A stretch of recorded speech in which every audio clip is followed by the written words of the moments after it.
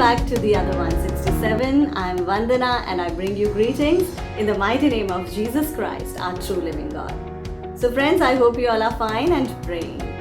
जैसा मैंने आपको पहले कहा था, The Other 167 में हमारी एक कोशिश रहती है कि हम अच्छे मैसेजेस बाइबल से बहुत सहजता के साथ, सिंप्लिसिटी के साथ आपके लिए लेकर आएं और इनकरेज करें। सो हमारी इस नीति वचन की श्रृंखला में आपको एक बार फिर से वेलकम करती हूँ मैं और आपका शुक्रिया अदा करती हूँ कि आप हमारे इस चैनल से जुड़े हुए हैं। सो आज मैं लेकर आई हूँ आपके लिए नीति वचन अध्याय 2।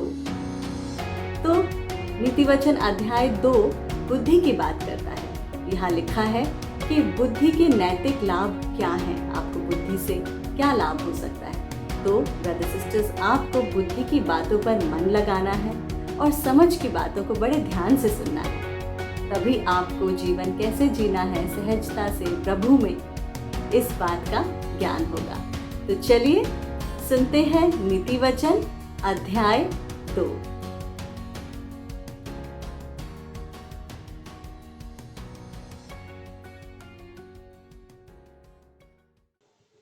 नीति वचन अध्याय 2।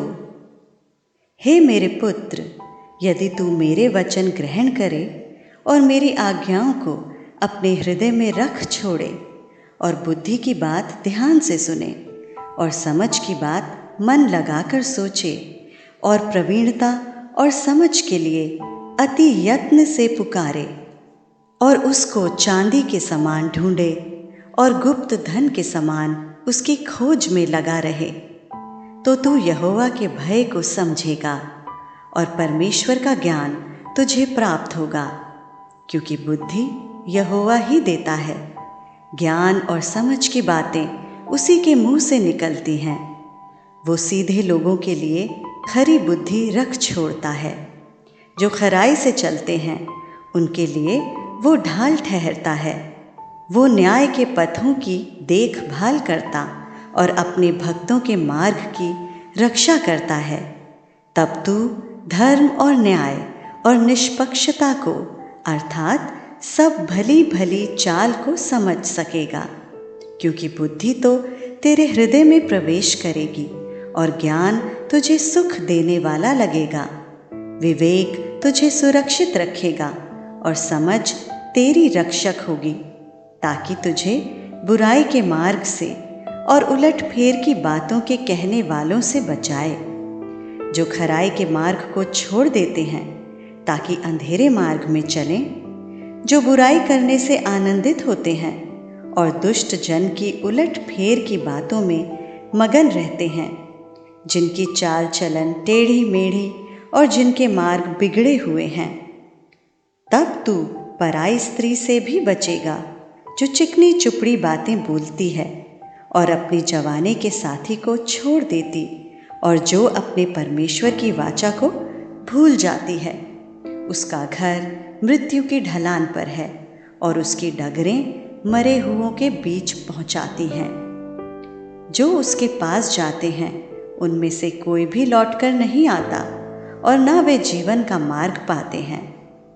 तू भले मनुष्यों के मार्ग में चल और धर्मियों के पथ को पकड़े रह, क्योंकि धर्मी लोग देश में बसे रहेंगे और खरे लोग ही उसमें बने रहेंगे।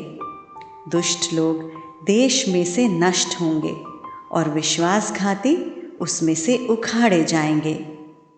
परमेश्वर के पढ़े जाने और सुने जाने पर आशीष हो। आमीन।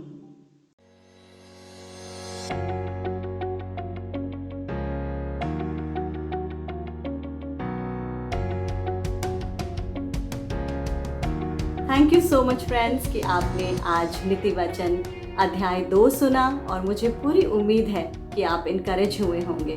प्लीज़ इन सब बातों को आप अपने दोस्तों से, परिवारजनों से, दोस्तों के साथ, रिश्तेदारों के साथ आप शेयर कीजिए। ज़्यादा से ज़्यादा उन्हें भी बताइए नीति वचन के बारे में, और नीति वचन सुनने से हम कैसे अपनी ज़िंदगी को, रोज़मर्रा की ज़िंदगी को प्रभु में जी सकते हैं, इस बात का ज्ञान होता है। So thank you so much.